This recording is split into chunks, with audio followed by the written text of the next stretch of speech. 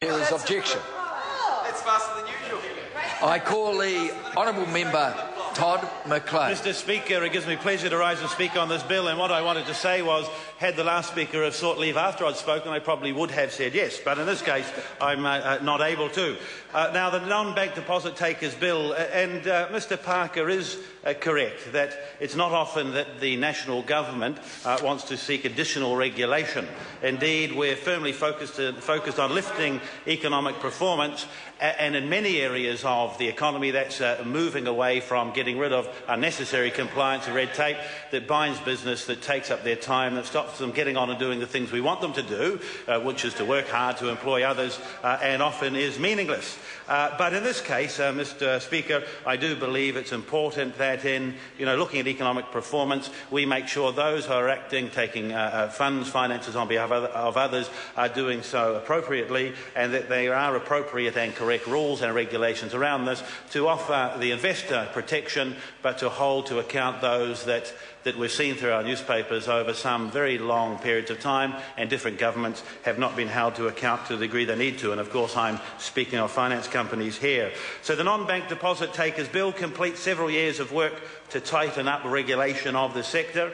I note that in 2006 deposits were about $8.6 billion in the sector, and much of this was put at risk around finance industry failures. And both sides of this House have tried to work together to tackle this issue, and I want to touch briefly on some of the things we've been able to do. Now, we haven't always agreed, but I do want to say to my colleagues on the other side of the House who sit on FEC with me that at least in as far as this piece of legislation is concerned, I think that we were as harmonious as it's possible to be in moving forward.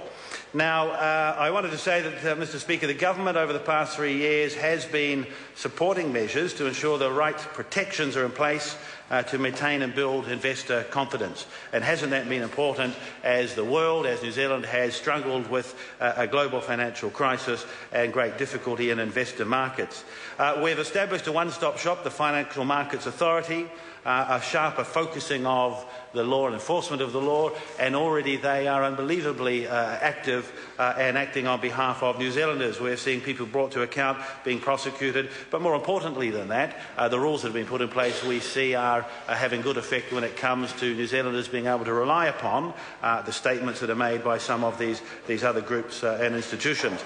We've tightened oversight of the working of financial markets. 33-year-old securities law leading to the Financial Markets Conduct Bill has been amended. I believe we're improved financial literacy. Minister Bridges is focusing on loan sharks and bringing some very important work to this House, I understand. Very good, and combating anti-competitive behaviour such as price fixing will be dealt with. Now, Mr Cosgrove, I know you're speaking next, and I want to say some very nice things about you, so you will do that in return to me. But don't make me think too hard, because I might not be able to come up with as many things to say about you as no doubt you will find of me as a chairman. But what I did want to say is the bill is expected to become effective, some of these previous bills, October 2013, so it's important this House gets on with its job. Now, in particular, the bill will do a couple of things. The non-bank deposit takers bill will ensure the Reserve Bank's ability to promote the maintenance of sound and efficient financial systems will be reinforced. We're going to give a lot of authority to the Reserve Bank when it comes to directors and senior officials being appointed in these NBDTs and put in place sanctions where changes are made that are not in the best interest of these organisations, of the investor, and also not in the best interest of adhering to the laws that we're putting in place.